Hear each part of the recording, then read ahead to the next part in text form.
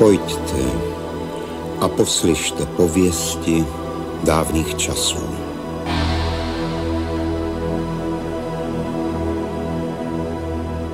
Zle bývalo v zemích českých, když v porobu podroben lid. Nejinak tomu bylo i v zemi bratské, od nás na východ položené.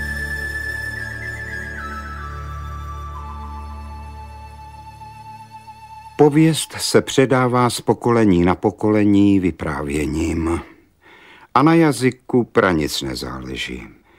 Když u nás v Čechách ve Světnici Skrovné, u svíce lojové, pod obrázkem choda s čakanem na skle malovaném, stařec s bílými vousy o hrdinství Kozinově vyprávěl, pak v zemi slovenské stejně bylo. Zde zas sivý gazda u svěčky lojovej pod obrázkem horných chlapců zas o Janošíkovi rozprával.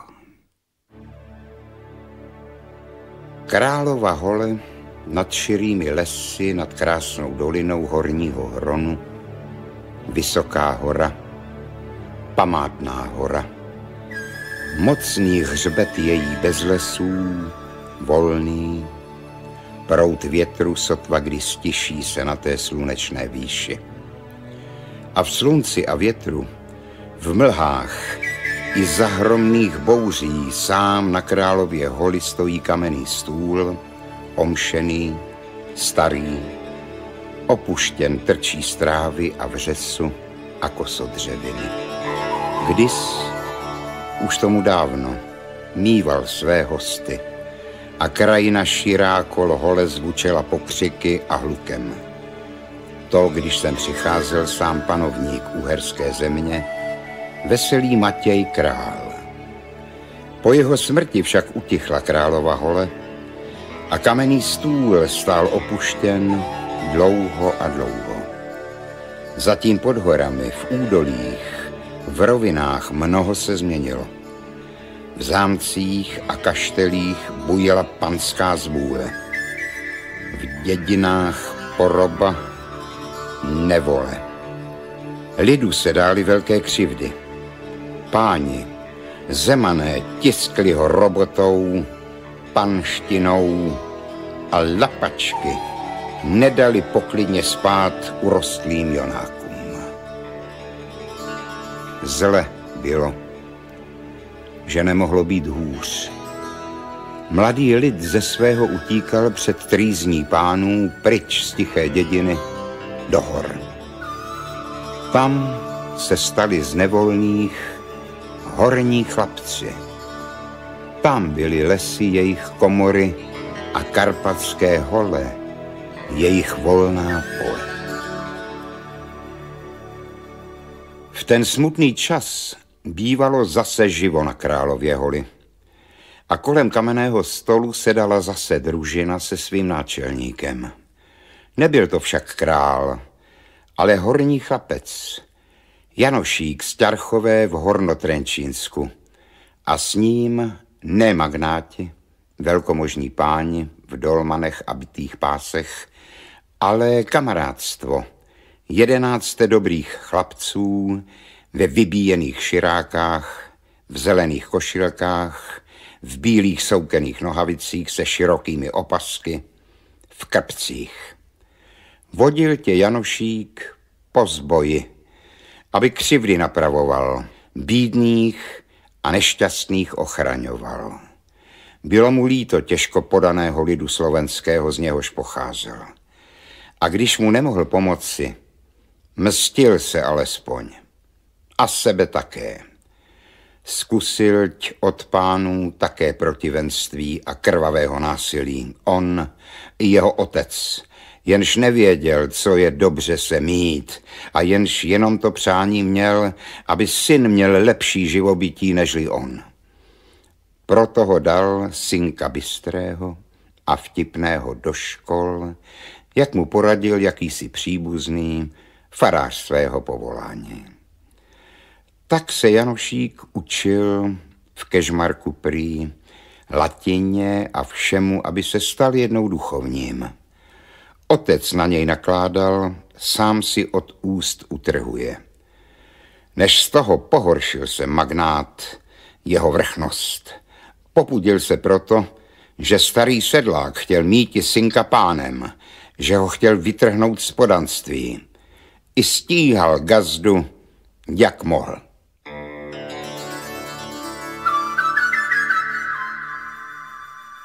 Zatím se Janíček chutě učil a prospíval. Až tu pojednou byl ze školy vytržen. Z rodné dědiny přiběhl pro něj posel, aby přišel domů, že matka upadla do těžké nemoci, že asi zemře, aby si pospíšil, aby se s ní rozloučil, jak si toho maminka toužebně přeje a žádá.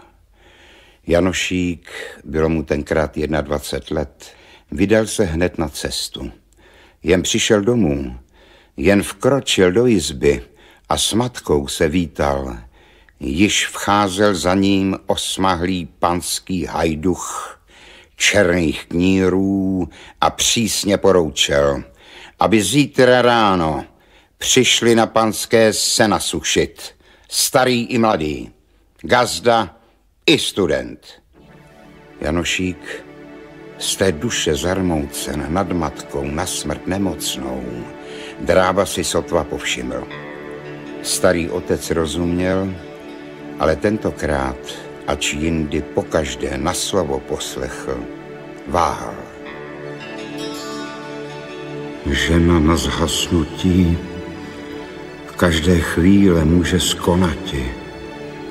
Vždyť hajduch sám viděl. Snad nebude pro jednou zlé, když nepůjdu, když taká příčina. Pak Janošíkovi pravil: synu, na to jsem tě z města nezavolal, abys šel na robotu. Vždyť student a skoro již kněz a od nemocné matky tvojí. Budeť v pánech aspoň jiskra citu a tolik se snad ustrnou. Ale neustrnuli. V poledne se přihnal hajduch zas a nejiž sám, nýbrž s několika chlapy. Láli, křičeli a nic nedbali ženy na smrt nemocné. Muže, syna jí před očima spoutali a pryč odvlekli, oba do zámku za třetí dědinu. Tam v klenuté jizbě již stály dereše a svazky vláčných lískovek ležely na nich. Tu již také zemský pán čekal. Jak gazdu a syna shlédl, rozlítil se, lál, dal je na lavice položit a řemeny přivázat. Sám pak usedl, dýmku zapálil, křížem nohy přeložil a pak poručil: teď bijte a ty, Dvorský, počítej, každému 100 ran a mastných. A teď, Janošíku, co je latina? Však já tě na pána vyučím. Hajduši byli nemilosrdně, nekřesťansky, až starý gazda omdlel. A než Dvorský napočítal plných 100, skonal v bolestech.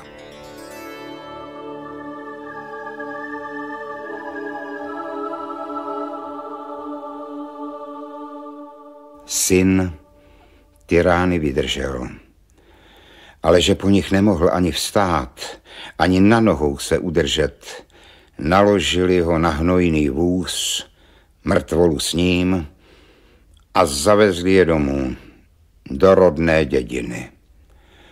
Matka byla ještě naživu, ale potom, jak se shledala s mužem a se synem, skrušil jí žal a zemřel.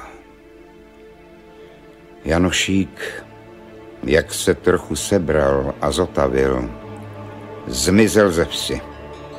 Do města, do škol se nevrátil. Do hor se vykradl. Šel a šel, až přišel k osamělé studánce, aby vody nabral a hrdlo osvěžil. Věrný jeho pes, jediné dědictví z rodného domu, šel s ním. Studánka prýštila pod skalou, kolem ní pak rostlo husté trní a hloží. Pes se zuřivě rozštěkal a do houštiny dorážel. Janošík se ohlédl a v tom se mu zdálo, že v houštině někdo zakvílel. Vyskočil, okřikl, odehnal psa, sám pak vnikl do křoví. Tam v spoustě planých růží shlédl panu v bílém. Byla sličná, milého pohledu a již stála celá bílá před Janošíkem, pěkně děkujíc, že psa odehnal. Pak se šovaje zeptala, co by si od ní přál, že by mu ráda se odsloužila. Janošík se dlouho nerozmýšlel a zvolal: sílu, sílu mi dej. Trestat chci ukrutné pány za všechno příkoří na lidu páchané. I dala mu víla opasek s kouzelnou žilkou a valašku, kterou nabil síly za 100 mužů. Tu, když v rukou třímal, nikdo ho nepřemohl. Od té chvíle chodil Janošík po zboji, mstít sebe a bědný lid slovenský. Shromáždil kolem sebe kamarádstvo, 11 dobrých chlapců a lidé jim přáli. Včas nebezpečenství poskytovali jim bezpečného útulku v salaších i dole v dědinách. Po krvi však Janošík nedychtil. Sám nikoho nezabil a také zabíti nedal. Jen na bohaté a mocné vystupovali: daj Bohu dušu a nám peníze. Tak pohrozili a zbraní zablískali. Nejvíce bral Janošík na mušku kruté pány, Zemany. Jak některého napadl, vystoupil proti němu a zahřměl: sem, pane, ty zdrané sedliacké mozole. Když dostali nebo vzali, rozdělil Janošík kořist na hromádky a podělil každého z kamarádstva. Svůj podíl však dával chudým a potřebným, nebo jej ukládal do skal, jeskyň i do starých stromů, takže měl poklady peněz, sukna i různé zbraně. Rád měl zpěv i hudbu. Často zasedl večer na kolibě mezi valachy a chutě poslouchal, když někdo z nich začal pískati na fujarku. Když byl se svými chlapci sám a ohník zavaterili v bezpečném místě, v lese, v temném žlebu nebo vysoko na Králově holi, tu pokaždé poručil bystrému Ilčíkovi, aby spustil a gajdoval. Tu Janošík jenž pokuřoval z dřevěné dýmky, vykládané rybí kostí a obité mědí a mosazí, vyjasnil vážné, zachmuřené líce. Jindy zas, když někdo z kamarádstva přivedl nějakého cestujícího či potulného studenta, bylo na Králově holi tišeji, jen Janošík na příchozího mluvil. Neobořil se na něj, nezahřímal, ale spustil jako kněz po latinsku. Byl-li student v učení dospělejší, poručil mu, aby k chlapcům promluvil a kázání jim učinil. Student, chtěj nechtěj, musel začít. A tu, vysoko mezi horami, pod hvězdnatým nebem bylo posvátno, velebně, jako v chrámu. Pak uctil studenta, kazatele, pohostil ho, jak mohl. Když ho pak ráno propouštěl, nasypal mu do klobouku dukátů nebo poručil chlapcům, aby mu naměřili na nový oblek. Na Králově holi meškal Janošík nejraději. To bylo jeho nejmilejší místečko. Tu se také bil se 3 župami, když na něj páni poslali hajduchy a vojsko, aby ho lapili. Ale nedostali ho. S hanbou utekli. Zahnal je Janošík jediný. Svou Valaškou, jež sekala za 100.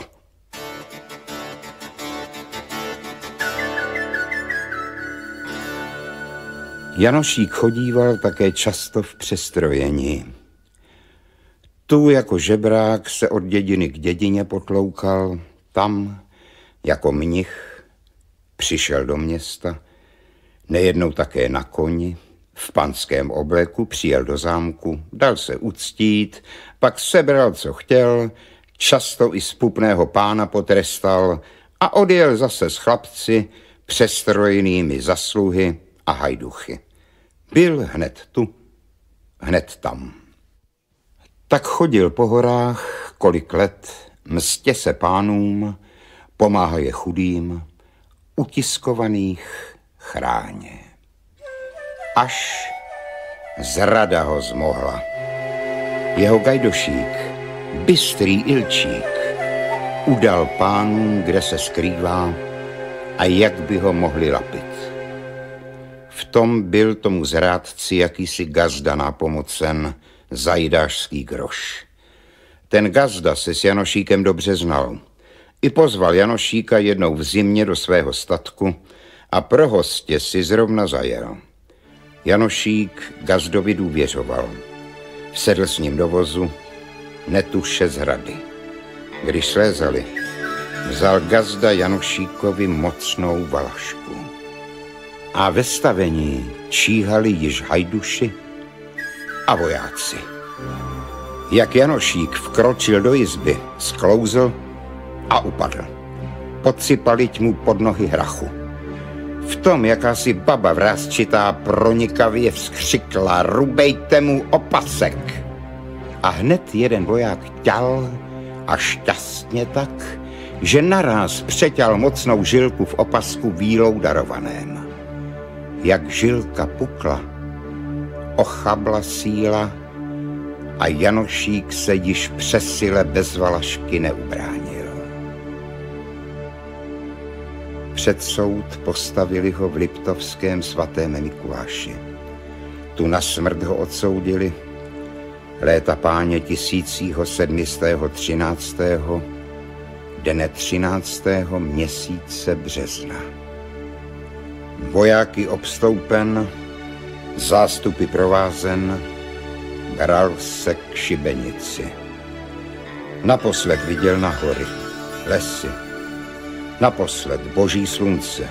On, mladý, plný života, ale neklesl na mysli. Statečně si vykračoval, hrdě nesl hlavu a 4krát obhajduchoval. Obtančil šibenici, aby páni viděli, že se smrti nebojí. Tak skonal Janošík, dobrý horní chlapec.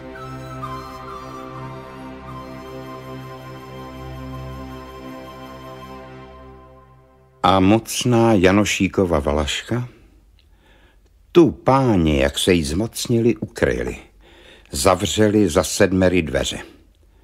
Valaška však v tom vězení nezůstala.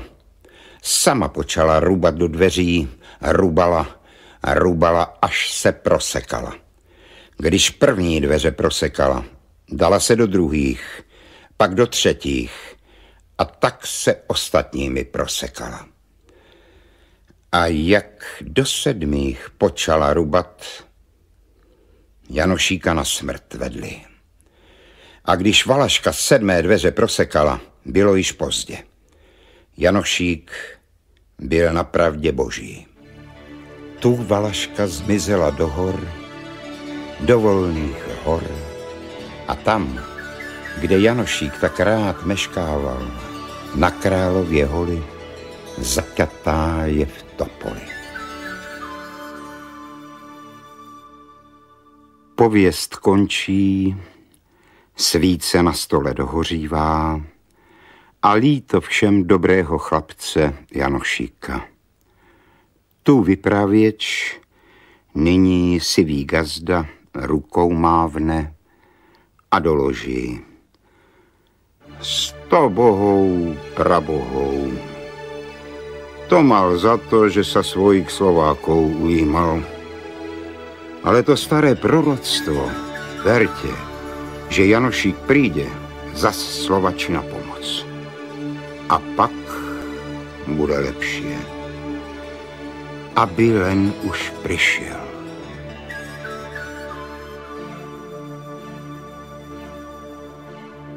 Toto jsou pověsti dávných let a stará proroctví o zemi naší.